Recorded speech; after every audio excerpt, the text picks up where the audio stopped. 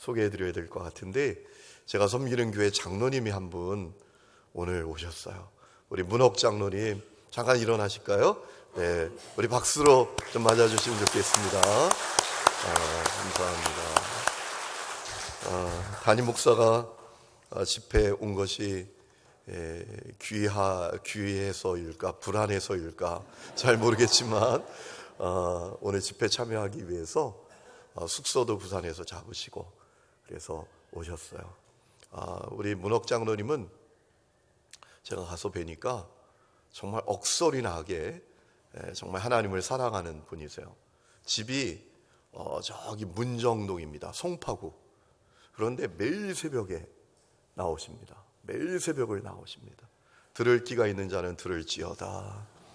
집이 멀다고 못 나오는 사람들은 들을지어다. 송파구, 저희 교회가 있는 교회는 지역은 성북구. 구를 몇 개를 지나가야 되는지 몰라요. 한강을 지나서 강남구를 지나서 송파구까지 가려면 한참을 갑니다.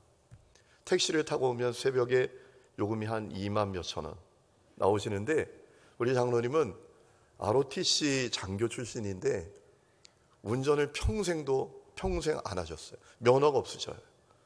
늘 이제 사랑하는 아내가 운전을 하는 차를 타고 다니시고 또 늘 전철을 타기 좋아하시는 그런 장로님이신데 매일 새벽에 택시 타고 오시고 택시 타고 가시고 그렇게 하세요.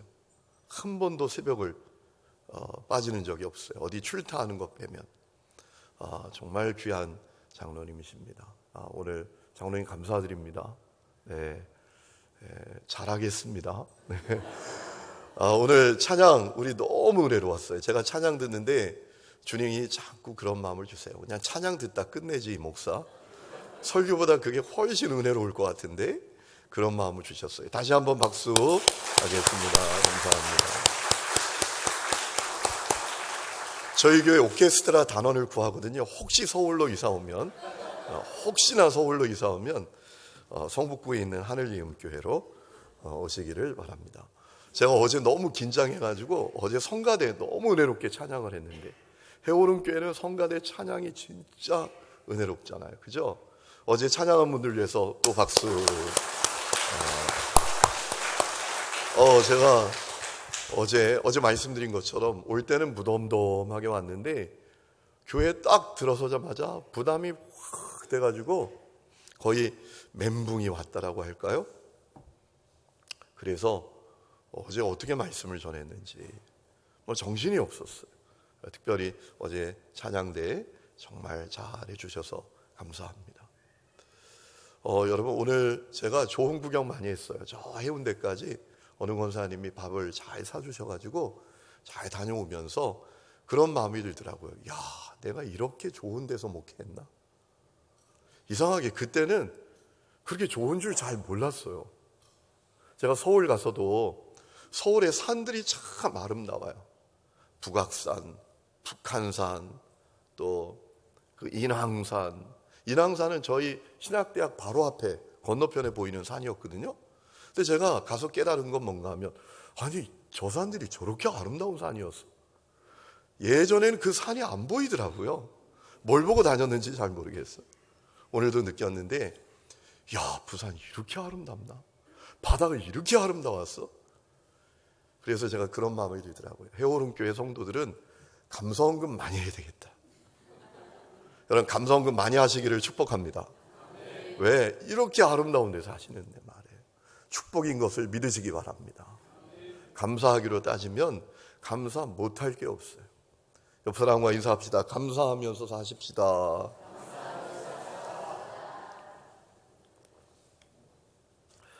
저희 교회 토요일마다 이제 경건회가 있는데요. 이제 교역자들과 직원들 또 간사들까지 그땐 다 옵니다. 간사들은 신학생들이거든요.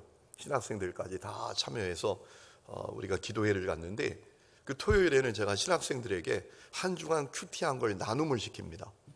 이제 신학생들을 간사라고 해서 각 부서에 이제 담당 목회자들을 도우면서 사역을 하도록 하는데, 그 신학생들에게 지난 주간에 큐티한 말씀 제일 은혜됐던 것 한 가지 꼭 나누라 간사라고 하거든요. 하루는 김성은이라는 간사가 있는데, 김성은 간사가 하는 얘기가, 목사님 우사가 불쌍해요 그래요. 우사. 여러분 우사가 누군지 아시죠? 다윗이 왕이 되어서 하나님의 법궤를 자기 성으로 옮깁니다. 그런데 우사가 법궤 옮기다가 죽었어요. 여러분 우사는 법궤 옮기다가 자기 인생이 물거품이 됐어요. 꿈도 다 사라졌어요. 인생의 비전도 소망도 다 사라졌어요. 그래서 우사가 불쌍하다라는 거예요. 여러분 우사가 법궤를 옮기는데, 여러분 이 법궤를 하나님의 방법대로 옮겨야 되는 거거든요. 하나님이 가르쳐 주신 뜻이 있어요. 하나님의 방법이 있어요. 제사장들이 법궤를 메고 옮겨야 되는데 이방의 방법대로 옮겼던 거예요. 수레에 싣고 왔던 거예요. 그러니까 수레를 끌던 소가 펄쩍 뛰니까 법궤가 떨어지려고 하니까 우사가 꽉 잡았어요. 법궤는 제사장 외에 손대면 안 되거든요. 그래서 우사가 그 자리에서 죽고 말았거든요. 근데 그 본문을 이야기하면서 우사가 불쌍하다라는 거예요. 그래서 제가 그런 나눔을 또 가졌어요. 그 간사님하고. 우사가 왜 불쌍하냐? 우사가 왜 불쌍하게 됐냐? 우리가 그거 놓치지 말아야 된다. 왜냐하면 그 주간에 저도 큐티했던 본문이기 때문에. 여러분 제가 그 말씀을 읽으면서 큰 도전이 됐어요. 여러분 우사가 왜 법궤 옮기다가 죽었습니까? 그래서 그의 인생, 꿈, 비전, 그의 전생애가 참으로 비참하게 끝나고 물거품이 되고 말았나요? 아주 중요한 이유가 있어요. 그 당시에 수많은 제사장들이 있었고 수많은 레위인들이 있었는데 그들이 주님의 뜻이 무엇인지를 모르는 거예요. 여러분 제사장들이 많아요. 레위인들이 많아요. 그들 가운데 한 사람이라도 수레로 법궤에 옮기는 것을 보면서 이거 아닙니다. 이거 아닙니다. 하나님의 방법이 아닙니다. 하나님이 가르쳐 주신 말씀이 있잖아요. 하나님이 알려주신 방법이 있잖아요. 하나님의 뜻대로 움직여야죠. 제사장들이 메고 가야죠. 이거 수레에 싣고 가면 어떻게 해요? 한 사람이라도 그렇게 했으면 우사는 안 죽었어요. 우사가 죽은 이유는 그 당시에 수많은 제사장들과 레위인들이 있었지만 그들이 하나님의 뜻을 알지 못한 거예요. 주님의 음성을 듣지 못했던 거예요. 여러분 우리가 믿음의 길을 걸으면서 주님의 뜻을 알고 주님의 음성을 잘 듣고 믿음의 길을 걷는 것이 대단히 중요합니다. 여러분 나라의 지도자가 주님의 뜻을 알고 주의 음성을 들으면 국민이 삽니다. 교회의 목사가 주님의 뜻을 알고 주님의 음성을 들으면 교회가 삽니다. 한 가정의 부모가 주님의 뜻을 알고 주님의 음성을 들으면 자녀들이 살고요. 교회의 교학교 교사들이 주님의 뜻을 알고 주님의 음성을 들으면 아이들이 삽니다. 여러분 2018년에 인도네시아에서 큰 쓰나미가 있어서 많은 사람들이 죽었잖아요. 마펠라라는 이름을 가진 인도네시아 그 바틱 항공사의 기장이 있습니다. 그 사람이 팔루라는 공항에서 이제 비행기 이륙을 준비하고 있습니다. 55분의 비행기 이제 문 딱 닫고 출발하는 거예요. 그런데 이 마펠라라는 기장이 신실한 크리스찬이에요. 그가 이륙을 준비하는데 주님께서 계속 주시는 마음이 너 빨리 이륙해라. 관제탑에 얘기해서 단 몇 초라도 단 몇 분이라도 빨리 이륙해라 라는 마음을 계속 강하게 주셨어요. 그래서 관제탑에게 연락합니다. 우리 가능한 한 몇 분이라도 빨리 출발할 수 있도록 해주십시오. 그래서 승무원들에게도 이제 명령을 하달합니다. 이제 빨리 이륙할 수 있도록 빨리 준비하라. 빨리 승객들 다 태우고 빨리 출발한다. 그래서 이 비행기가 55분에 출발하는 비행기인데 3분 앞당겨서 52분에 비행기 문을 딱 닫고 움직이기 시작하고 6시 2분에 이륙을 했습니다. 자, 이륙을 하기 위해서 활주로를 달리는데 이상합니다. 막 땅이 흔들립니다. 비행기가 요동을 칩니다. 기장이 그것을 꽉 잡고 그 요동을 이기고 쫙 이륙을 하자마자 쓰나미가 확 몰려와서 그 공항을 덮쳐요. 비행기 탄 사람들은 살았어요. 여러분, 기장 한 사람이 주의 음성을 듣고 주님의 뜻을 아니, 그와 함께한 사람들이 살았다라는 거예요. 우리가 믿음의 길을 걸으면서 주님의 뜻을 아는 것, 주님의 음성을 듣는 것은 대단히 중요합니다. 여러분, 이런 생각을 해봤습니다. 왜 그 웃사 죽을 때 그 수많은 제사장과 레위인들이 주님의 뜻을 알지 못했을까? 주님의 음성을 분별하지 못했을까? 중요한 이유가 있어요. 하나님을 향한 갈망이 없어요. 말씀을 향한 갈망이 없어요. 여러분, 블레셋에게 빼앗겼던 법궤가 돌아왔습니다.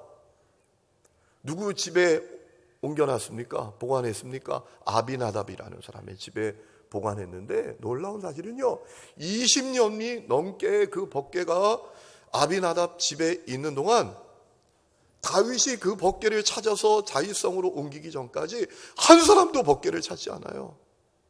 여러분, 법궤가 무엇입니까? 지성소에 주님이 임재하시는 장소예요. 그러니까 법궤를 찾지 않았다는 건 뭐냐면 제사장들도 레위인들도 하나님을 향한 갈망이 없어요. 말씀을 향한 갈망이 없어요. 주님의 뜻을 향한 갈망이 없단 말입니다.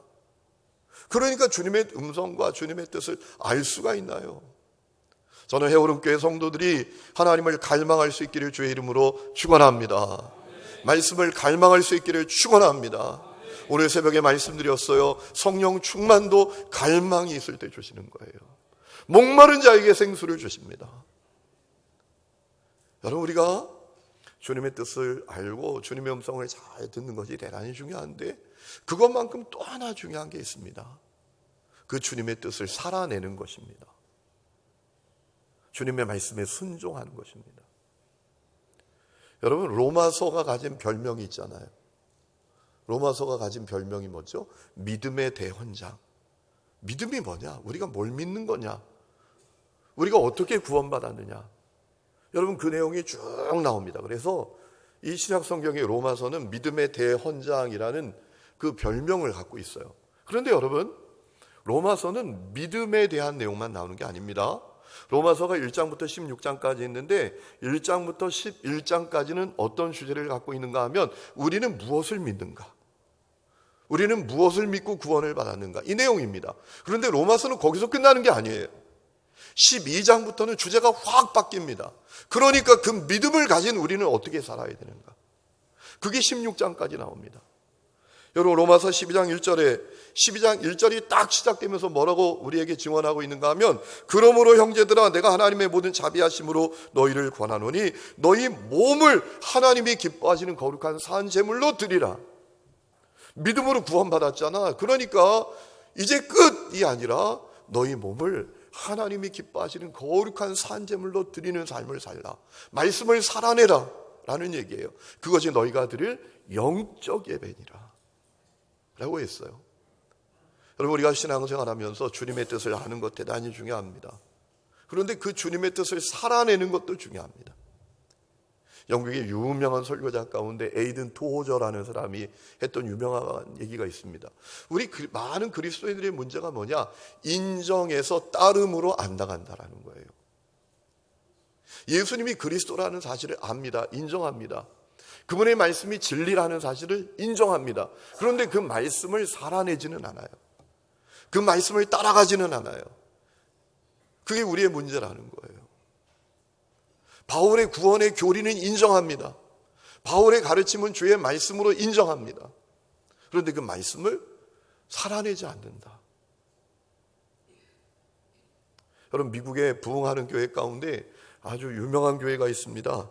급진적 제자도를 선포하는 카일 아이들먼이라는 목사님이신데, 그분이 나더펜이라는, 많은 사람들이 그 책을 읽었죠. 한국에 번역하면서 제목은 팬인가 제자인가? 우리는 도대체 주님께 열광하는 팬이야? 주님을 따라가는 제자야?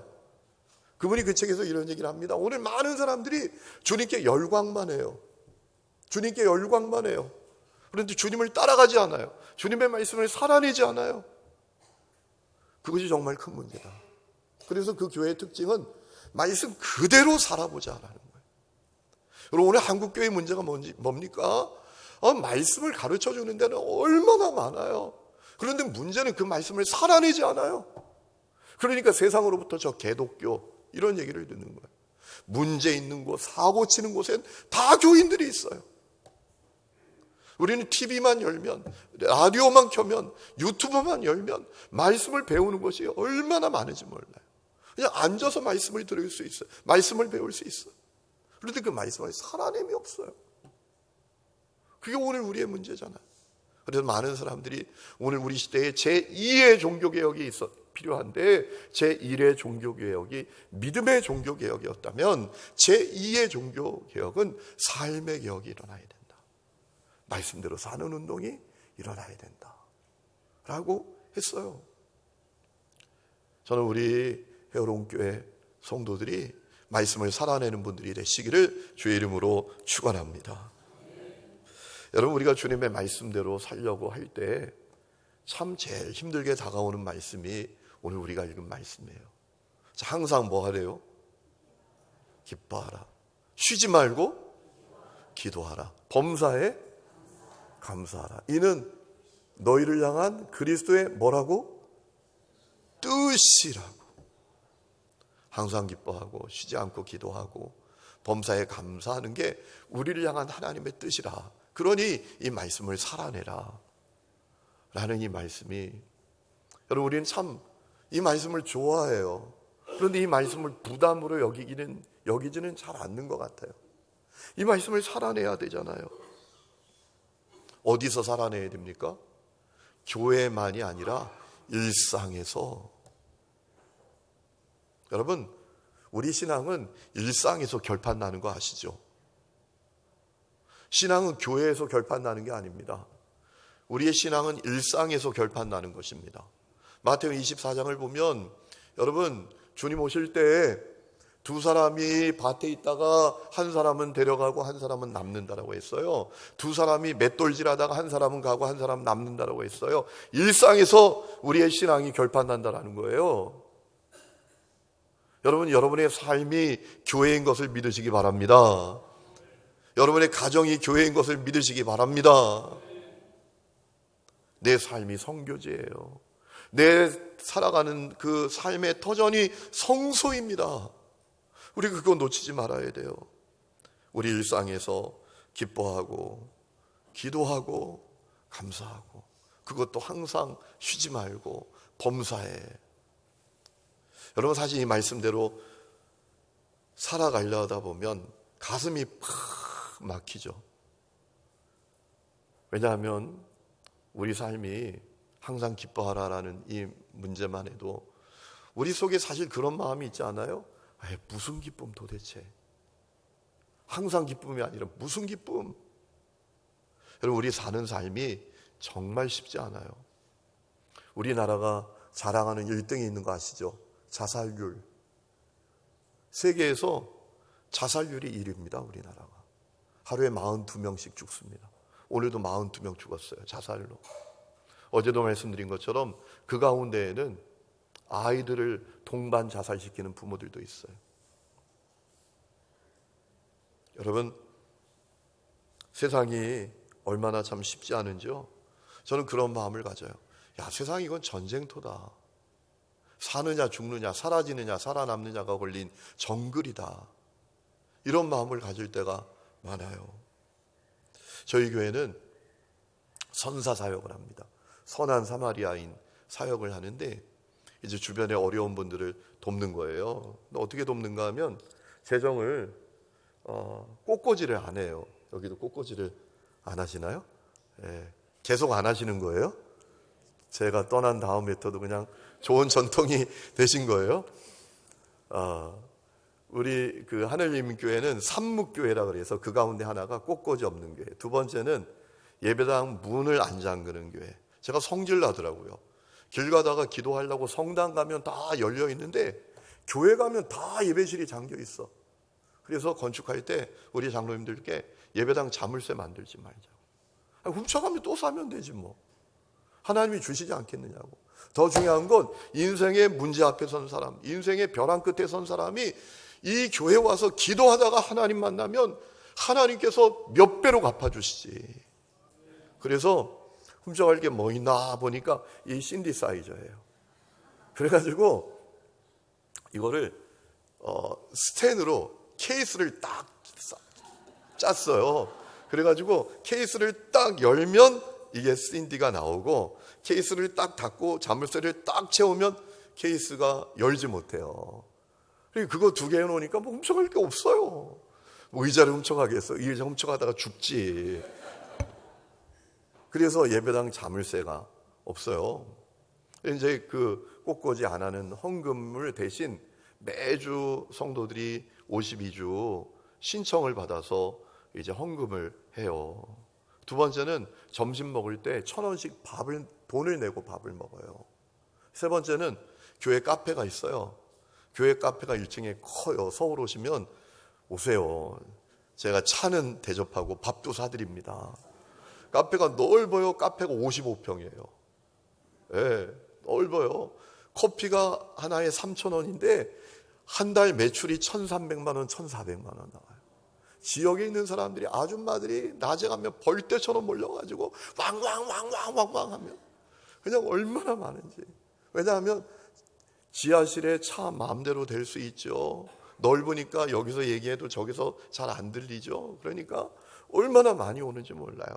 근데 거기 나오는 수익금은 전액 그 선한 사마리아인 사역을 위해서 써요. 그리고 이제 성도들이 애경사가 있을 때 헌금을 하죠. 그걸 다 모아가지고 평균적으로 한 달에 한 300만 원 정도 동사무소 두 곳에 나눠줍니다. 당신들이 알아서 하라고. 우리가 어려운지 안 어려운지 어떻게 아느냐. 복지사들이 가장 잘하니까 당신들이 필요한 사람을 나눠주라. 누가 좀 도움이 필요하냐라고 물었더니 제가 충격을 받았어요. 40대, 50대 남성들이. 아니 한창 일할 때잖아요. 그런데 여러분, 우리 사회가 어떤 사회가 됐는지 아세요? 가족이라도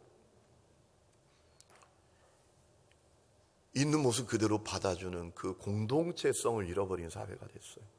경제를 잃어버리면 아내도 버려, 자식들도 버려, 병들어요. 누가 돌봐줄 사람도 없어. 그래서 그들에게 영양식이라고 캔이 있어요.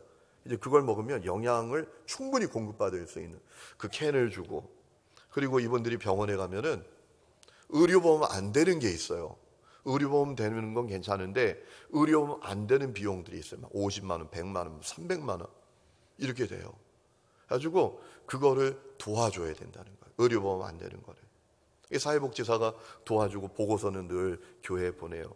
어떤 남성 병원에 갔는데 치과를 다 치료해야 되는데 70만 원은 의료보험이 안 돼서 이거를 좀 해줘야 됩니다 하면 돈 보내주고 그렇게 하거든요. 제가 그걸 하면서 느낀 게 뭐냐 하면, 야, 진짜 우리 사회가 무슨 기쁨 이 사회가 돼버렸구나.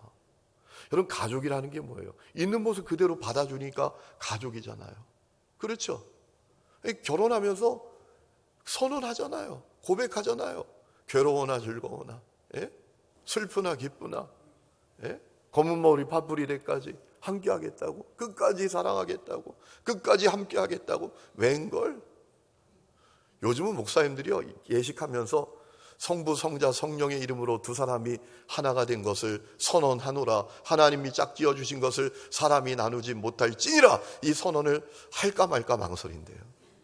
선언해도 이게 깨어지는 가정들이 너무 많으니까 참 안타까운 건데, 여러분, 이제는 가정도요, 있는 모습 그대로 받아주는 게 사라졌어요. 그래서 40, 50대 남성들이 너무너무 어려워요.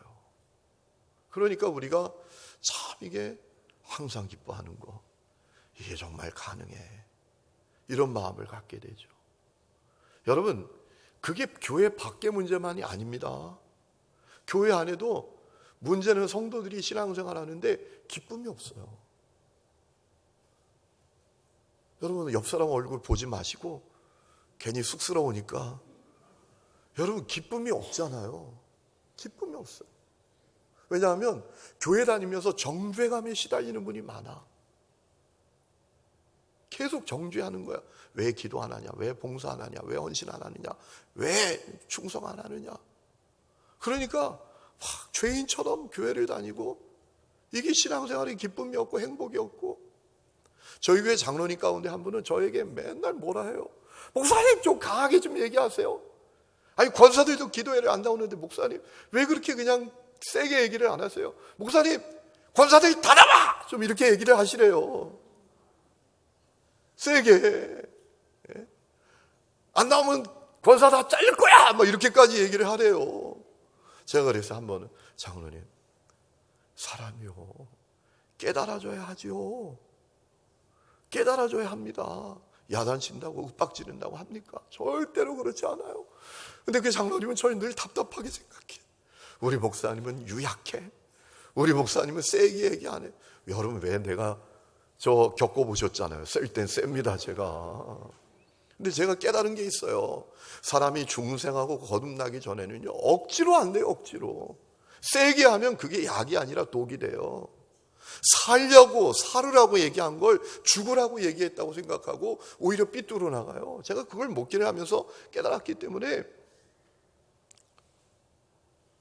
그래서 제가 세게 얘기 안 해요. 기도회로 오시면 참 좋을 것 같아요. 이렇게 얘기를 하고 끝내죠. 여러분, 근데 문제는 교회 다니면서 정죄감에 시달리는 분들이 많아요. 여러분, 정죄하지 마세요. 어떤 분은 그랬대잖아. 길 가다가 다리를 겹질러가지고 인대가 뭐 끊어졌대나? 그러니까 아이 속장님이란 분이 신방을 가지고, 거봐, 내가 주일 안 지키면 그렇게 된다 그랬잖아. 정죄하는 거예요, 정죄. 우리 하나님이 그런 분이세요. 주일 안 지킨다고 막 인대를 끊어내고 다리 몽댕이를 그냥 끊어내고 그런 분이세요. 우리 하나님은 얼마나 인자와 사랑이 한이 없으신 분이신데. 제가 좋아하는 말씀이 있어요. 이사야 66장 13절. 어미가 자식을 위로함 같이 내가 너희를 위로할 것인즉 너희가 예루살렘에서 위로를 받으리라. 아멘. 여러분, 해오름교회가 위로받는 장소가 되시기를 축원합니다. 정죄하지 마세요. 성도들끼리도 정죄하지 마십시오. 왜 안 해? 왜 안 해? 하지 마세요. 좀 속상하면 이렇게 얘기하세요. 따라합시다. 하면 좋을 것 같아. 이 정도로 끝내세요. 그리고 그분을 위해서 기도하세요.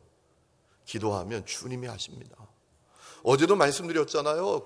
새벽에 말씀드렸거든요. 강세지진하는 우리 교회 신디 연주자가 있어요. 총신대 작곡가 나왔어요. 권사님 딸입니다. 얘가요, 청년이니까 제가 얘라고 할게요. 이 녀석이 미꾸라지예요. 그리고 받은 만큼만 해. 자, 일주일 새벽 기도회 하잖아요. 그러면 하루만 딱 쳐요.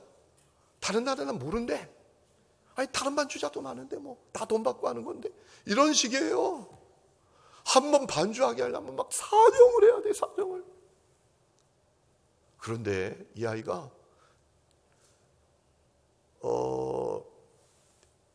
저희는 이제 고난주간에 특세를 안 하고 성금요일에 고난주간에 밤기도회를 합니다. 매일 밤 9시에 일주일 동안 밤기도회 하고 6월 첫 주 월요일부터 이제 마가다락방 기도회라고 이제 특세를 합니다. 긴 기간 동안. 그래서 고난주간에 짧게 하는데 그 고난주간 기도회 하다가 혼자 남아서 그냥 졸다가 기도를 했는지 모르겠는데 얘가 성령을 받은 거예요.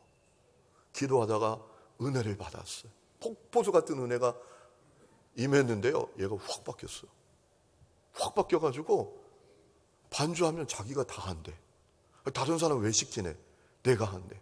그리고 찬양 딱 이제 말씀 끝나고 주여 3번 부르고 기도하잖아요. 기도가 시작되면 앞에서 막 우렁차게 온 교회가 떠나도록 주여 주여 주여 주여 하다가 샬라 막 하면서 스매끼리 막 하면서 뭐 기도를 30분 1시간 동안 하다가요. 제가 그걸 봤어요. 아, 은혜 받으면 저절로 하거든요. 정죄하지 마시고 그 사람이 은혜 받도록 기도하시기를 축원합니다. 자, 그러면 우리가 어떻게 이 말씀, 정말 중요한 말씀인데 순종할 수 있을까? 이 말씀을 살아낼 수 있을까? 여러분, 항상 기뻐할 수 있어요. 제가 분명히 말씀드립니다. 왜냐하면 하나님이 나를 기뻐하시기 때문에 그래요. 왜 하나님이 나를 기뻐하십니까? 내가 하나님의 자녀가 되었기 때문에. 여러분, 우리가 예수를 믿으면 우리 영적 신분이 달라지는 거 아시죠? 갈라디아서 4장 6절에 하나님이 그 아들의 영을 우리 마음 가운데 보내서 하나님을 아빠, 아버지라 부르게 하신다라고 했어요. 우리 영적 신분이 하나님의 자녀가 되는 줄로 믿습니다. 여러분, 값없는 그 은혜로, 전적인 하나님의 은혜로 우리가 죄인 되었을 때 우리를 구원해 주셔서 하나님 우리를 자녀 삼으십니다. 이건 여러분 상상하기 어려운 은혜입니다. 폭포수 같은 은혜입니다. 놀라운 은혜입니다. 괜찮아요. 제 목소리가 더 커요. 여러분, 저는 세상에서 가장 정의롭지 못한 게 하나님의 은혜인 것 같아요. 가장 공명정대하지 않은 게 하나님의 은혜인 것 같아요. 여러분, 가만히 생각해 보세요. 정의로움으로 따지면 우리가 구원받을 수 있어요? 공명정대함으로 따지면 우리가 구원받을 수 있어요? 절대로 그렇지 못해요. 하나님께서 죄인 중에 괴수와 같은 우리를 구원해 주셔서 우리의 영적 신분을 바꾸어 주시는데 하나님이 우리를 하나님의 자녀로 삼으신단 말이에요. 하나님께서 우리를 자녀로 삼으시기 때문에, 우리가 하나님의 자녀이기 때문에 하나님께서 우리를 기뻐하십니다. 여러분, 우리가 이것 하나만으로도 항상 기뻐할 수 있는 이유예요. 여러분, 자녀들을 한번 보세요. 여러분, 자녀들 다 대부분 있으시잖아요. 앞으로 여기 있는 청년들도 앞으로 다 자매가 있게 될 것이잖아요. 여러분, 자녀들을 보세요. 자녀가 기쁜데 이유가 있어서 기뻐요? 뭘 잘해서 기뻐요? 그 아이가 무슨 공로가 있어서 가정에 무슨 공헌을 해서 기쁩니까? 자녀는 그 존재 자체로 기쁨인 줄로 믿습니다. 못나도 사고만 치고 말도 들어 처먹지 않고 그래도 자녀는 기쁜 거예요. 제가 여기 대교교회에서 목회할 때 깜짝 놀랐어요. 누가 목양실 문을 노크도 안 하고 확 열고 들어와요. 뚜벅뚜벅 걸어오더니 묻지도 않고 냉장고를 확 열어. 그러더니 묻지도 않고 음료수를 딱 꺼내가지고 뚜껑을 팍 따더니 소파에 와서 벌렁 누워가지고 벌컥 먹는. 얼마나 제가 그 모습을 보고 기뻤던지. 왜냐하면 우리 둘째 녀석이, 여러분이 그랬다라고 생각해봐요. 제가 가만히 있겠어요? 아니, 그러시면 안 되죠. 아무리 이러지 않았겠어요? 자녀니까 그냥 기쁜 거예요. 제가 선교지에 가서 우리 둘째 녀석에게 문자를 보냈어요. 건이야, 아빠가 선교지 왔는데 기념품 하나 사갈까? 그랬더니 조금 있다 띵 하고 답장이 왔어요. 아빠 피곤할 텐데 그냥 오세요. 이야, 이게 웬일이에요? 제 마음엔, 야, 철 들었구나. 이런 날이 오는구나 싶었는데 조금 있다가 징 하고 문자가 와요. 딱 보니까 뭐라고 왔는가 하면, 아빠 그냥 와서 현금으로 주세요. 이게 자녀예요. 그래도 제 마음에 가서 주고 싶은 거예요. 그게 자녀잖아요. 여러분, 하나님께서 우리를 자녀 삼으시고 그렇게 기쁘게 보시는 것을 여러분 아십니까? 여러분의 그 존재 자체로 하나님이 여러분을 기뻐하시는 것 아십니까? 그것을 깨닫는 눈이 열릴 수 있기를 주의 이름으로 축원합니다. 그 사실을 깨달으면 우리가 기뻐할 수 있는 거예요. 하나님이 나를 기뻐하신데 내가 아무 자격 없고 공로 없고 내가 정말 참 때로는 벌레처럼 사는데도 하나님이 나를 자녀로 삼으시고 기뻐하신대. 이 사실이 믿어지면 항상 기쁨을 가질 수 있는 거예요. 여러분, 하나님이 나를 기뻐하시는 것을 기억하고 기뻐해야 되는 중요한 이유가 있어요. 그 기쁨이 우리에게 사라지잖아요. 그러면 세상 기쁨을 쫓아다녀요. 세상 다른 것으로 기쁨을 누리려고 해요. 내 안에 이 공허함과 고독함과 허무함을 채우려고 해요. 돈으로, 부동산으로, 명예로, 권력으로, 세상 쾌락으로. 내 안에 예수님으로 말미암아 하나님이 나를 자녀 삼으신 것, 그 놀라운 비밀을 깨닫고 정말 기쁨이 없잖아요. 그러면 다른 것으로 자꾸 이 마음을 채우고 기쁨을 누리려고 해요. 근데 여러분, 절대로 안 됩니다. 그것으로 우리의 삶의 기쁨이, 내 중심의 기쁨이 임하지 않아요. 어느 분 얘기를 들었는데 기가 막힌 얘기를 들었어요. 남편이 생일 선물로 300만 원짜리 명품 백을 사준 거예요. 얼마나 좋은지 입이 찢어졌어요. 막 하늘을 날아다녀. 그래가지고 백을 이렇게 들고 다니면서 사람들한테 자랑하고 다녔대. 명품 백? 명품 백? 그러면서 이렇게 자랑하고 다녔어요. 근데 어느 날부터 자꾸 이 힘이 빠지는 거야. 왜냐하면 같은 교회 집사님 하나가 백을 들고 다니는데 이제 좀 뭔가 좀 달라 보여요. 보니까 명품 백인데 1,000만 원짜리야. 남편이 사줬대요. 그 다음부터는 그 백을 이렇게 들고 다녔대요. 명품 백 이러고 들고 다녔다는 거예요. 기쁨이 사라진 거예요. 여러분, 우리가 하나님이 나를 자녀 삼은 그 놀라운 사실로 우리가 항상 기뻐하는 그 기쁨을 잃어버리면요, 세상 허무한 것, 공허한 것, 그것으로부터 기쁨을 누리려고 하고, 그러면 그럴수록 인생은 공허해지고 결국 사망 가운데, 방황 가운데 이르게 되는 거예요. 여러분, 그거 아세요? 우리나라 국민 9%가 지금 도박 중독이에요. 그 가운데 교인이 없을 것 같으세요? 알코올 중독자가 우리 인구 가운데 13%입니다. 그 가운데 교인이 없을 것 같으세요? 주부 알코올 중독자가 몇 만인지 아세요? 55만 명이에요. 55만 명. 주부 알코올 중독자. 주부인데 아주 중요한 이유가 있어요. 여러분, 그건 말도 안 돼요. 쇼핑 중독에 걸려있는 교인들 많습니다. 제가 어느 집사님 간증을 들었어요. 이분이 중상화 거듭나기 전에는 쇼핑 중독이에요. 끊임없이 사들이는 거야. 끊임없이 사들여. 온라인으로 사들이고 백화점 가서 사들이고, 그거 들고 올 땐 행복해. 사갖고 와서 3일 동안 보면서 행복해. 3일 지나면 아무것도 아니야. 그리고 또 맞다고 자꾸 그러잖아요. 여러분, 정말 문제예요. 여러분, 우리의 가치는 세상 조건으로 결정되는 것이 아니라 하나님의 자녀된 것으로 결정되는 것을 믿으시기 바랍니다. 하나님께서 우리를 하나님의 자녀 삼으셨어요. 독생자 예수 피값으로 우리를 자녀 삼으셨어요. 그러면서 우리를 바라보실 때마다 기뻐하세요. 우리를 기쁨으로 바라보고 계세요. 여러분, 그것이 여러분을 기쁘게 할 수 있기를 주의 이름으로 축원합니다. 그 사실 때문에 기뻐하며 사시기를 축원합니다. 누군가 여러분에게 묻게 될 수 있기를 바랍니다. 아니, 왜 그렇게 뭐가 기뻐요? 아니, 왜 이렇게 기쁜 거예요? 나 하나님의 자녀예요. 하나님 날 기뻐하세요. 이 고백이 진정성 있는 고백이 되어지기를 축원합니다. 여러분, 제가 초등학교 4학년 때 저희 아버님이 공무원 하다가 그만두시고 뭐 사업한다고 하다가 쫄딱 망했잖아요. 그래가지고 비참하게 살았어요. 봉지쌀 사다 먹으면서 살고, 지금도 생각이 납니다. 창문도 없는 집에 살았어요. 이렇게 대문에서 딱 들어가서 오른쪽으로 딱 틀면 미닫이 문이 하나 있어요. 미닫이 문을 두루룩 열고 가면 부뚜막이 있는 그 부엌이, 이렇게 부엌이 나와요.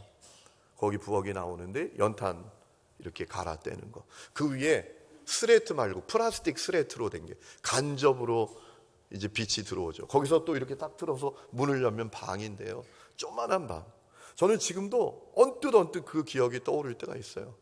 제 4살 위 누님하고 같이 지냈는데요, 누나가 학교에서 올 때까지 이러고 계속 있는 거예요. 부모님은 망해가지고 도망갔지, 돌봐줄 사람이 없어. 지금도 기억나는 기억이 하나 있는 게요, 학교 가는데 아집 아줌마가 불러, 야 이리 와라, 야 이리 와봐라, 야 이리 와봐라. 그래. 왜요? 그랬더니 쫓아와가지고 제 등에서 이를 막 잡는 거야. 아이고, 이 좀 봐. 돌봐주는 사람이 없었어. 하루는 학교 갔더니 선생님이 뺨때기를 때려요. 수도가에 가서 씻고 와. 뭐 여기에 때가 드륵드륵 해가지고, 여러분, 제가 전혀 그렇게 안 보이시죠? 귀하게 자란 것처럼 보이시죠?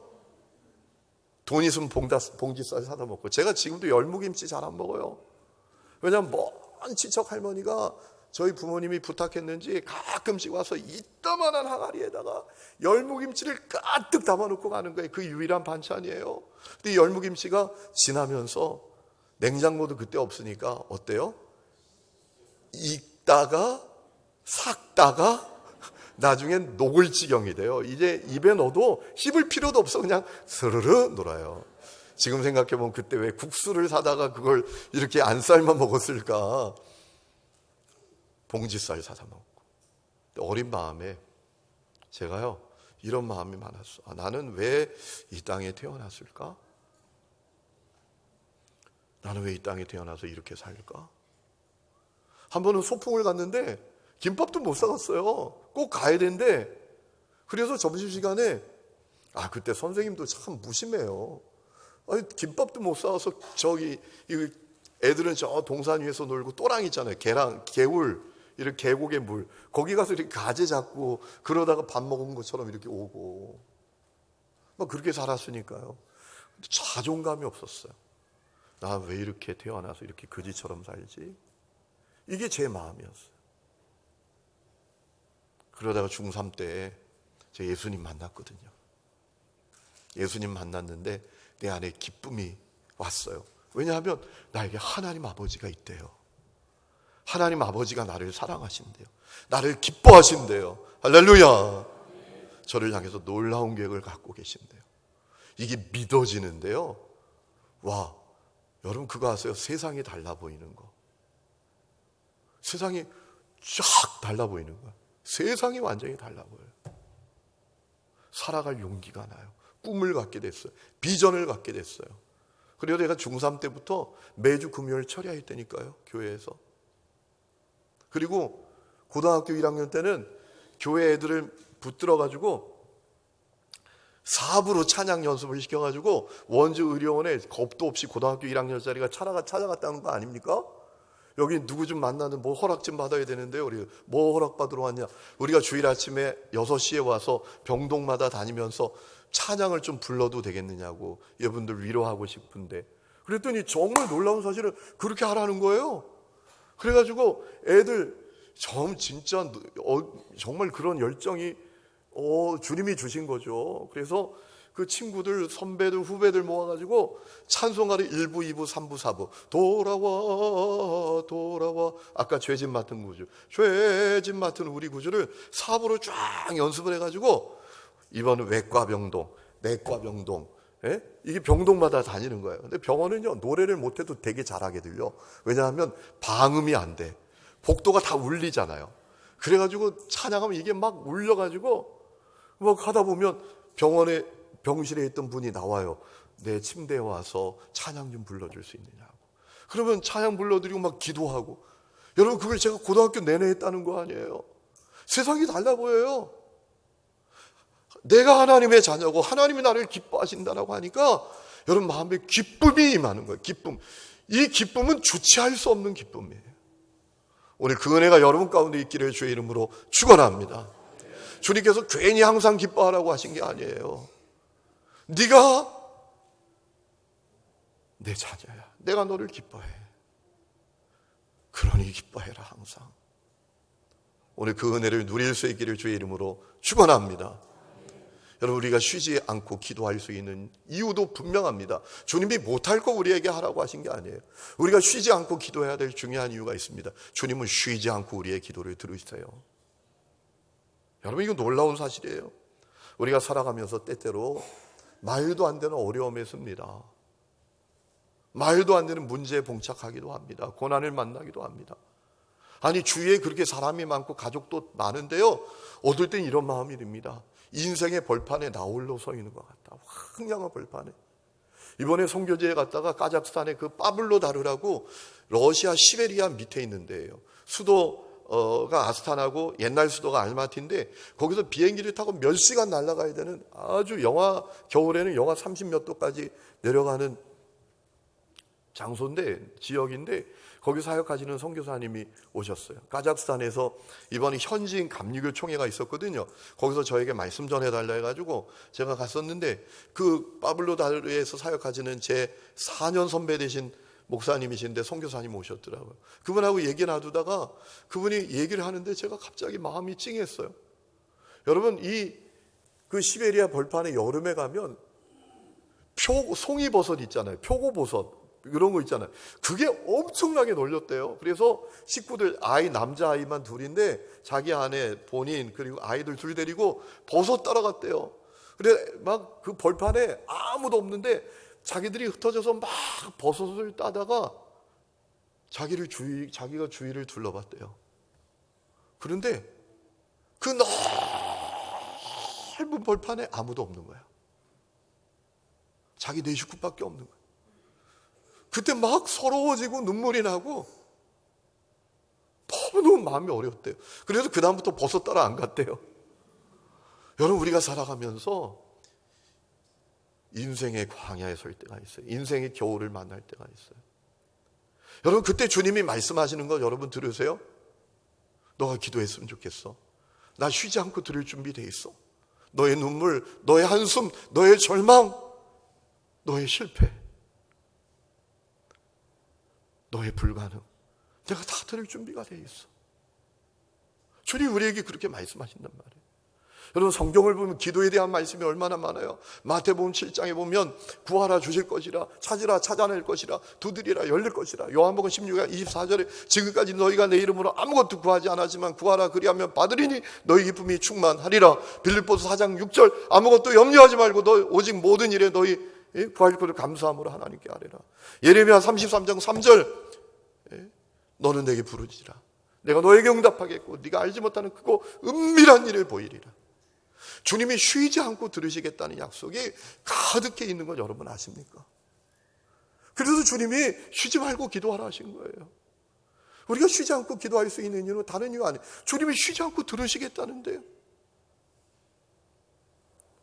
여러분, 저희 교회에 김봉희 권사님이라고 계세요. 이분이 평화시장에서 가방 가게 하시거든요. 그런데 장사가 안 돼요. 이 평화시장이 사는 시장만 살고 죽는 시장은 죽어요. 그런데 가방을 하는데 가방을 하루에 서너 개도 못 팔아. 그러니 뭐 가게에 세를 낼 수 있어요? 너무 절망인 거예요. 어느 날 정신이 확 차려지는 거예요. 이제 출근했는데 주님 기도하라 하셨잖아. 그래가지고 이분이 출근하자마자 그냥 셔터 열어 제끼고 그 무릎 꿇고 누가 보던 말던 주님 죽겠어요. 아무것도 못하겠어요. 주님 정말 이래선 망하고 말겠어요. 도와주세요. 도와주세요 주님. 이렇게 기도했대요. 놀라운 사실은 그날 가방 몇 개 팔았는지 아세요? 107개. 할렐루야. 107개를 팔았어요 그날. 물론 그 다음 날부터 계속 107개 팔린 건 아니에요. 중요한 건 알려주신 거야. 너의 불가능, 너의 눈물, 너의 한숨 내가 다 들을 준비되어 있는데, 내가 쉬지 않고 들을 준비되어 있는데. 저희 교회에서 무슨 사역을 하는가 하면 명절에 선교지에 갑니다. 제가 저희 교회에 가서 가만히 보니까 명절이 되면 힘든 분들이 있더라고요. 미망인들, 그리고 자식들이 있지만 다 외국 가 있는 사람들. 명절이 힘들어요. 그래서 저분들을 어떻게 좀 명절에 바쁘게 해드릴까 생각하다가 좋은 아이디어를 하나님이 주셨어요. 뭐냐 하면 명절 딱 끝나고 바로 월요일 되는 때 선교지에 가서 선교사님들께 명절에 먹는 음식을 그대로 쫙 차려드리는 거예요. 그리고 너무너무 기뻐하겠더라고요. 선교사님들이 명절에 고향 생각 많이 나잖아요. 근데 한국에 와가지고 명절에 먹는 음식 그대로 쫙 차려드리면 얼마나 행복할까. 그래가지고 우르무치를 처음에 간 거 아니에요. 중국 저 서쪽 끝에 있는데 얼마 전에 한국 선교사들이 다 추방됐어요. 무슬림들이 얼마나 강한지. 거기 위구르족들이 사는데 위구르족들이 자꾸 독립하려고 하기 때문에 한국 선교사들이 그들을 깨울까 봐 다 추방시켰어요. 그곳을 처음에 간 거예요. 와, 선교사님들이 막 이제 추석상 쫙 음식 차려놓고 선교팀 엄마 같은 사람들이 와가지고 두 손 뻗고 당신은 사랑받기 위해 태어난 막 펑펑 울어요. 펑펑 울어. 그 사역을 했어요. 우르무치 가서 2년 하고 키르기스탄에 가서 4년 하고 블라디보스토크 가서 2년 하고 지금 그거를 한 8년째인가 7년째인가 해오고 있는데요. 갈 때 뭘 준비해 가는가 하면 명절 음식뿐만 아니라 막 여기서 떡까지 다 해가지고 가는 거예요. 꽁꽁 올려서 딱 해동만 하면 말랑말랑하도록 김치도 다 해가고 한국에서 먹는 음식 다 해가는 거예요. 뭘 아니면 가정마다 선교사님 집 가정들마다 가방을 하나씩 준비를 해요. 선교사님 선교비, 또 새로 나온 신간 하나, 그리고 아이들을 파악합니다. 얘가 몇 학년이야, 몇 살이야, 남자야, 여자야. 그러면 그 아이들에게 꼭 필요할 것 같은 선물을 기도하면서 준비해가지고 가방을 하나 딱 이렇게 만들어서 가정별로 나누어 드려요. 키르기스탄에 갔을 때인데 약 50가정 정도 왔어요. 아이들까지 오니까 여러분 선교사님들이 정말 놀라운 건 애들이 많아요. 왜 이렇게 선교사님들이 애들이 많은지는 별들에게 물어봐야 돼요. 그런데 그러니까 한 50가정이 모였는데 이게 150명이 더 되는 거예요. 그래서 이제 그 가방을 하나씩 나누어 드렸는데 이제 밥을 다 드신 다음에 이제 돌아가실 때 가방을 하나씩 드리는데 가정별로 이름 확인하고 사모님 한 분이 가방을 받자마자 막 펄쩍펄쩍 와! 막 그러는 거예요. 그래서 깜짝 놀라가지고 아니 뭐 저기는 성교비가 더 들어갔나? 왜 저렇게 좋아하시지? 나중에 알아봤더니 이 사모님이 한국에 새로 나온 책이 있는데 인터넷으로 이렇게 보니까 이 책을 정말 읽고 싶은데 여기서 구할 수가 없잖아요. 그래서 기도했대요. 하나님 나 이 책 너무 보고 싶은데요. 하나님 나 이 책 너무 보고 싶은데요. 그리고 기도했는데 가방을 여니까 그 책이 들어있어요. 할렐루야. 여러분 50권 책이 말이죠. 똑같은 책 하나도 없어요. 선교사님끼리 서로 네트워크가 되니까 서로 나중에 돌려보라고 다 다른 책을 사갑니다. 그런데 놀라운 사실은요. 왜 그 책이 그 가방에 들어가 있느냐고요. 하나님이 쉬지 않고 들으시기 때문인 줄로 믿습니다. 하나님이 쉬지 않고 들으세요. 저희 교회 임재현 집사님이라고 계세요. 갔더니 이분이 얼굴이 시커매요. 남편은 경찰이야. 그런데 얼굴이 시커매. 나이가 41인데 아기를 못 낳아요. 결혼한 지 지금 엄청 오래됐는데 별 수를 써도 안 돼요. 아기가 안 생겨. 제가 신방 가서 기도하면 될 거 아니냐고. 여러분 한진숙 집사님도 아기 낳은 거 아시죠? 여기 있는 분도. 제가 그 집사님께 여기 있을 때 계속 그랬다니까요. 기도하라고 낳는다고. 근데 그때는 콧방귀를 끼는 것 같더라고요. 저는 그런 은사가 있나 봐요. 소문 좀 내주세요. 제가 부목사 할 때도 익산에 사역할 때 있잖아요. 백집사님이라고 있었어요. 여자 집사님인데 그분도 나이가 되게 많았는데 결혼한 지 한 10년 됐는데 아기가 없어요. 저는 도전을 했어요. 집사님 기도하라고. 주신다고. 그래서 이분이 아직 이걸 믿는 반 안 믿는 반 하더니 기도를 시작하더라고요. 새벽 기도 나오기 시작하더라고요. 그러더니 1년 뒤에 아들을 낳았어요. 하나. 그리고 또 1년 뒤에 아들이 두 번째 또 낳았어요. 근데 집사님 또 여자 집사님 하나 있어요. 딸이 셋이 있어요. 딸이 셋인데 남편이 렌트카 사업하시는 분인데 이분이 맨날 밖으로 돌아. 왜냐하면 어리석은 남자들이요. 아들 없는 것 때문에 속상해하잖아요. 제가 목회하면서 보면 속색이는 것들은 다 아들이고 효도하는 것들은 다 딸들이더라고요. 여러분 딸 많은 분 감사원금 많이 하시기 바랍니다. 딸이 효도를 많이 해요. 동남아 가면 한국의 어머니라는 명사는 장모님이라는 것으로 안 되잖아요. 장모님이 어머니 아니냐고 이럴 정도로. 근데 그 어리석은 남자가 아들 없다고 맨날 바깥으로 돌고 집사님이 얼굴이 시커매. 제가 도전했어요. 집사님 기도해요. 하나님 주셔요. 아들 주시면 되지. 내 나이가 43인데요. 왜 못 주시냐고 하나님이. 그래서 이분이 믿고 기도를 시작했는데요. 1년 뒤에 아들을 낳았어요. 할렐루야. 이번에 그 임재원 집사님도 얼굴이 시커매요. 제가 신방 가서 기도하라고. 하나님 주신다고. 근데 진짜 안 믿어요. 아내의 기도. 나중에 자기 생각에 기도나 한번 해볼까? 이런 마음이었는지 기도를 하기 시작하더라고요. 그러더니 아들을 낳았어요. 할렐루야. 여러분 그 남편이요. 교회 다니면서 말하는 거 제가 한마디 못 봤어요. 이러고 다녔는데 제 아내가 그래요. 여보 그 임재원 집사 남편 있잖아. 박지아 집사. 내 말하는 거 처음 봤어. 나한테 막 그래. 애기 많이 컸죠? 애기 많이 컸죠? 애기 많이 컸죠? 이러고 다닌다. 여러분 주님께서 여러분에게 말씀하세요. 힘들지 어렵지 앞이 캄캄하지 내 들을 준비되어 있다니까 쉬지 않고 들을 준비가 되어 있어. 기도해. 쉬지 말고 기도해 라고 하신 거예요. 순종하시기를 주의 이름으로 축원합니다. 축원합니다. 여러분, 범사에 감사하는 것도 할 수 있어요. 여러분, 오늘도 제가 이제 5시 반에 교회에서 식사하신다 해가지고 제가 목사님께 그랬어요. 나 데리러 오지 마세요. 나 전철 한번 타보고 싶다고. 옛날 10년 전에 생각해서 전철 잘 타고 다녔으니까 내가 1호선 한번 타고 교회 가보겠다고. 그리고 이제 숙소에서 나와가지고 전철역 가는데 신천지가 나와 있는 거야. 속상하더라고요. 신천지 아줌마들이 나와서 막 전도하더라고요. 얼마나 속상했는지. 여러분, 신천지가 노리는 교인들이 있어요. 원불교 신자예요. 원불교. 여러분 가운데 원불교 신자 신천지가 노립니다. 원망, 불평, 교만한 신자들. 예? 원망하고 불평하고 교만한 거 신천지가 딱 압니다. 그래서 싹 하면 미혹의 영이 확 들어가가지고 넘어가는 거예요. 아니, 이만희가 재림주라는 게 믿어져요, 여러분?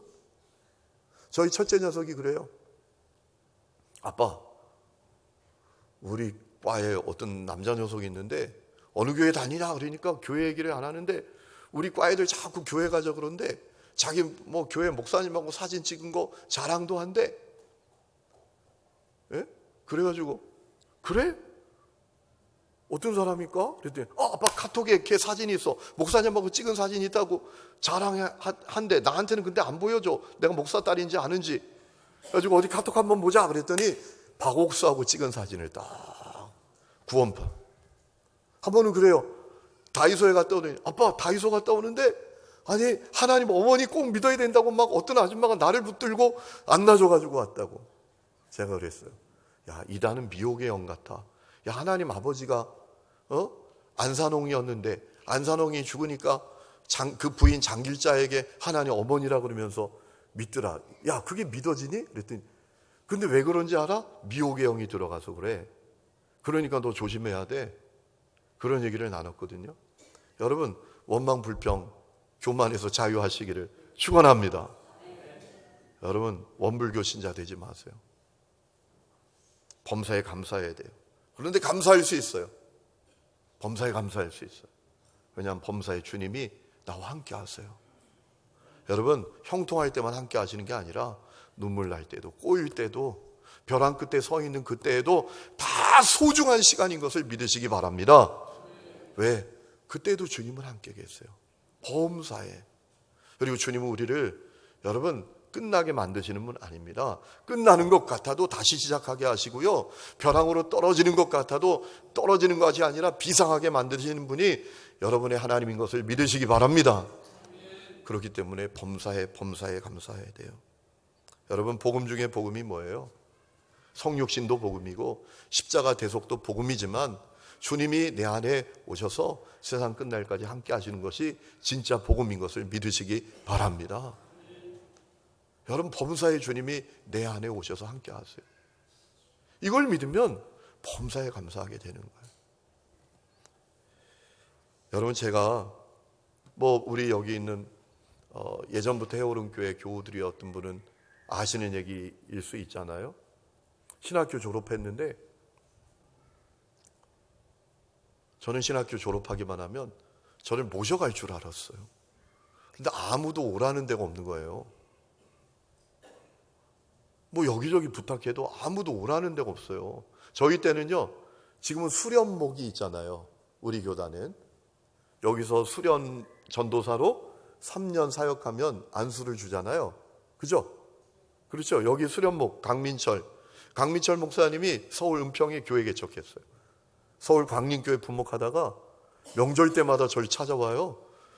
목사님 감사합니다 그러면서 얼마나 의젓했는지 살도 둥퉁하게 쪄가지고 목회 잘해요. 아주 능구렁이가 되었어요. 얼마나 사역을 잘하는지요. 김선도 목사님 비서처럼 데리고 다니기도 했어요. 근데 은평에 빛의 숲교회라고 교회를 개척했어요. 사역을 잘하고 있어요. 얼마 전에도 만났는데 또 배삼열 목사님 다 수련목이었잖아요. 근데 저희 때는 그런 게 없어요. 그냥 목사 안수 받으려면 가서 개척을 하든지 교회 담임을 해야 돼. 그래야 목사 안수를 받아요. 그런데 가서 사역할 교회가 없는 거예요.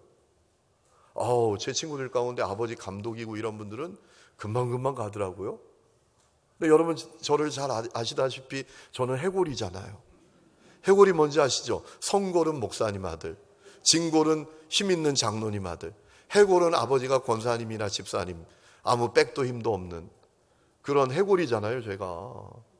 제가 신학교 졸업만 하면 뭐 교회들이 저를 모셔가려고 갈 줄 알았는데 아무도 저를 오라 하지 않아요. 그리고 막 선배들에게 부탁하고 다녔는데도 안 돼요. 제가 이게 이제 올해는 사역을 못 나가겠구나. 그럼 내가 어디 가서 교육전사라도 해야지 하고 동대문에 있는 어느 교회를 시온교회라고 이름도 처음으로 바뀝니다. 제가 자존심상 교회 이름을 안 밝혔었는데 거기 가서 교육 목사님을 만났어요. 근데 좀 느낌이 이상하잖아요. 내가 얼마나 괜찮은 사람인데 교육 목사님이 저를 마뜩잖게 이렇게 보는 거예요. 그러더니 연락이 없어요. 진짜 나중에 연락해 보니까 사람 구했대요. 그래서 안 되는 거예요. 그래서 제가 어디까지 갔는지 아세요? 포천까지 갔어요. 포천교회라고. 어느 거기 목사님이 그 포천교회 목사님에게 저를 소개해가지고 제가 그 교회에 가서 교육전수 하려고 갔어요. 근데 그 목사님도 저를 딱 이렇게 보는데 이상하게 느낌이 있잖아요. 뭔가 좀 이렇게 흡족해 하지 않는 그런. 여러분이 제가 저를 볼 때 그렇게 보이세요? 전혀 그렇지 않잖아요. 근데 연락이 없어요. 또 연락해 봤어요. 그랬더니 다른 사람 구했대요. 그래서 이제 기숙사 문 닫을 때 됐고, 이제 나는 가방 싸가고 집으로 내려가게 되는 거예요. 근데 제가 신학교 갈 때 저희 아버님이 원서 내기 전날까지 반대했거든요. 너는 이 집안의 장손이니까 네가 성공해서 동생들, 사촌들 네가 다 돌봐야지. 네가 신학교를 가면 어떡하니? 원서 내기 전날 11시까지도 안 된대요. 제가 버틴겠죠. 나는 그냥 신학교 안 가면 저는 대학을 안 가겠습니다. 그래서 제가 아버지를 이겼잖아요. 그래서 이제 마지막 날 원서 써가지고 냈어요. 근데 이제 여러분 생각해 보세요. 그렇게 신학교 갔는데 졸업하고 사역할 교회도 없이 가방 싸들고 가는 게 너무너무 속상한 거예요. 버스에 앉아서 울었어요. 너무너무 속상해서 서럽고 울었어요. 우는데 주님이 그런 마음을 주세요. 야, 너는 왜 나한테는 안 구하니? 사람에겐 부탁하고 사람 쫓아다니고 선배 쫓아다니고. 그래서 제가 기도했어요. 그리고 그해 12월에요. 역사가 60년 된 교회에 그 목회자들이 다 저 교회는 서리 전도사가 갈 교회가 아니야. 그 교회에 제가 담임 전도사로 간 줄로 믿습니다. 제가 깨달은 게 뭔지 아세요? 주님은 나와 함께 하셨는데. 주님이 저를 훈련시키신 거예요. 여러분, 베드로가 왜 밤새도록 물고기 한 마리도 못 잡았는지 아세요? 중요한 이유가 있어요. 주님이 고기 쫓으시는데 어떻게 해요? 그물에 들어올라가면 휘 그러면 절로 가고, 그물에 들어올라가면 휘 그러면 절로 가고. 베드로 훈련시키시려고. 주님이 저도 훈련시킨 거예요. 여러분 동의하시죠? 아멘이시죠? 여러분이 담임 목사면 저와 함께 일하고 싶으실 것 같으시죠? 아멘 안 하셔도 됩니다. 아멘 하시는 분은 3대가 복 받으시기를 바랍니다. 근데 주님이 저를 훈련시키니 함께 계셨어요. 제가 깨달아지더라고요. 여러분, 우리 해오름 교회 이전할 때도 그렇잖아요. 이제 99개 계단 위에서 만장일치로 이전하기로 했잖아요. 그죠? 그리고 하나님 이 땅을 주셨잖아요. 할렐루야. 이 땅이 원래 사유선방송국에서 이 땅을 막 할까 말까 그랬던 땅이잖아요. 그때 제가 신현우 장로님하고 홍철민 권사님께 빨리 가시라고, 빨리 가셔서 우리가 그냥 조건 없이 구입한다 하라고 해가지고 이거 탁 잡은 거잖아요. 할렐루야. 근데 문제는 저 99개 위에 땅이 팔려야지. 그죠? 내놨는데 안 보러 와요. 여러분 아시잖아요. 저는 왜 택배기사들이 그렇게 얄미워운지. 처음에 배달 왔다가 두 번째는 전화만 하고 가. 저기요 밑에 책방에 맡겨놨어요. 그랬었잖아요. 그러니까 정말 문제더라고요. 근데 저는 그때 이상하게 기도하면 하나님이 마음에 뜨거움을 주셨어요. 근데 일어서서 보면 절망이야. 나중에 어떤 분이 얘기해 주더라고요. 목사님 그 앞집 7년 만에 팔렸어요. 미리 얘기하지 그러면. 그런데 하나님이 확신을 주셨어요. 어느 날 주님이 더 뜨거운 확신을 주시는데 6월달 안에 이 땅 팔리니까 네가 믿음으로 선포해라. 그래서 제가 새벽 기도 시간에 얘기했잖아요. 그랬더니 아멘을 별로 안 하셨던 거 기억하시죠? 왜냐하면 너무나 절망스러우니까. 그런데 여러분, 저는요 그때 새벽에 선포한 게 어떤 마음이었는가 하면 여성들이 갱년기가 되면 온몸이 후끈거린다라는 것을 제가 그때 경험했어요. 너 확신을 갖고 6월달 안에 땅 매각이 되니까 선포하라 그러는데 제가 두려우니까.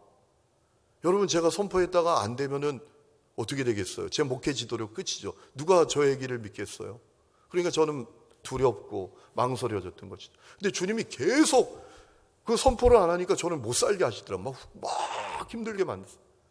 새벽에 선포했잖아요.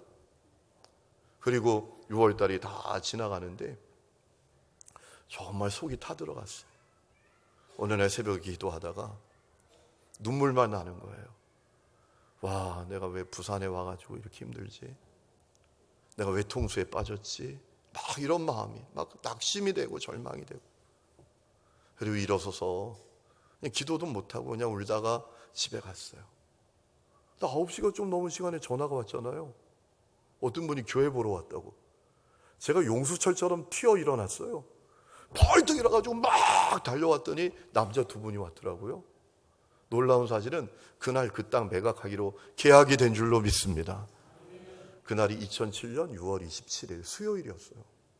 수요예배 드리면서 얘기하니까 잘 안 믿, 어안이 벙벙하셨잖아요. 기억나세요? 10년 넘으니까 다 잊어버리셨어. 제가 그 일을 겪으면서 감사하면서도 회개했어요. 주님은 함께 하셨는데, 해오름교회와 함께 하셨고 저와도 함께 하셨는데, 감사만 하면 됐는데. 저희 예배당을 건축했잖아요. 하늘이음교회 예배당 건축하기로 결의를 딱 하고 제일 먼저 해야 될 일이 교육관에 있는 유치원을 옮기는 거였어요. 그래야 이제 공사를 시작을 하는데 유치원을 먼저 옮겨서 건축하고, 그리고 이제 예배당 건축을 시작해야 되는데 그 한쪽에 집이 있던 데를 허물고 주차장으로 썼었어요. 거기다가 유치원을 짓기로 했거든요. 근데 토지대장에는 151평이에요. 근데 제가 아무리 봐도 땅이 151평이 안 돼 보여요. 그래서 설계는 하는 거죠. 설계는 이제 151평에 맞게 하고 아무리 봐도 이게 안 돼 보이는데, 그래가지고 측량을 했더니 124평이에요. 30평이 넘게 날아갔어. 이 땅이 어디 간다 봤더니 옆집에 넘어가 있어. 옆집에 담이 있는데 옆집에 넘어갔어. 이만큼. 그러고 엄청난 세월이 지난 거예요. 뭐 그럴 줄 모르고 다 교회에서도 그걸 산 거죠, 주택을. 그럼 어떡하지? 큰일 난대. 그래서 이제 설계 도와주시는 분이 국토교통부에 질의를 했어요.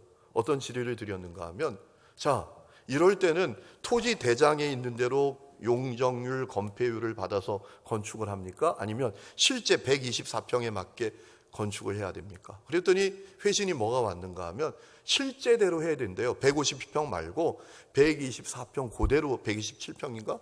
그거만큼만 해야 된다는 거예요. 문제예요. 왜냐하면 거기 사택 4개가 들어가야 돼요. 유치원이 2층 들어가야 돼요. 그거 다 하려면 이거는 건물 평수가 안 나와요. 이 시작부터가 큰일 난 거예요. 근데 여러분, 이게 자꾸 어려움을 겪고 하나님의 일하심을 겪다 보니까 영적인 내공이 생긴 줄로 믿습니다. 어떤 마음이 딱 드는가 하면 하나님께서 하늘 이음교회와 함께 하시고 내 사역과 함께 하시고, 그러니까 주님이 함께 하시면 그분이 하시는 거지. 그래서 장로님들하고 우리는 기도만 하자. 주님이 함께 하시니까 기도만 하자 하고 기도를 했어요. 염려하지 않고. 설계자에겐 150평에 맞게 하세요. 151평에 맞게 설계하시라고. 우리가 기도하면 주님은 함께 하시니까 하실 거라고. 그런데 어느 날 그 집이 이사를 가요. 그 다음날 인부들이 와가지고 유리창을 막 부시면서 깨는 거예요. 그리고 쇳덩어리 필요한 것들이 있잖아요. 고물 나오는 거. 그걸 막 뜯어내기 시작해요. 제가 이상하다 싶어가지고 물었어요. 그 인부들한테. 여기 왜 그래요? 그랬더니 하는 얘기가 이 집 팔렸어요. 그러더라고요. 예? 팔렸어요? 그러면 어떻게 하나요? 그래요. 여기 빌라 짓는데요. 그래요. 집이 평수도 넓어요. 200평 가까이 돼요. 땅이. 그러니까 빌라 짓는다는 거예요. 아, 그렇군요. 그러고 얼마 있는데 어느 남자분이 한 분 저를 찾아왔어요. 그래 하시는 얘기가 목사님이시군요. 그랬더니 네. 제가 이 옆에 그 집을 산 사람입니다. 빌라를 지으려고 하는 사람입니다. 우리가 측량을 해보니까 여기 교회 땅이 넘어와 있더라고요. 그래서 교회 땅 돌려드리려고요. 할렐루야. 교회 땅 돌려준다는 거예요. 그리고 하는 얘기가 교회 땅 잘 돌려드리고요. 담도 예쁘게 싸드릴게요. 그리고 더 중요한 게 있어요. 사실은요, 우리가 성결교회 나가는 제 아내는 권사고 저는 집사인데요. 우리가 다니는 교회가 저 강동구에 있어요. 우리 집은 성북동에 있는데요. 너무너무 힘들어가지고 우리가 하늘린 교회를 나오면 안 되겠습니까? 그래서 제가 왜 안 되시겠냐고. 그래서 그 두 부부가 교회를 나오기 시작했어요. 이분들이 재력가요.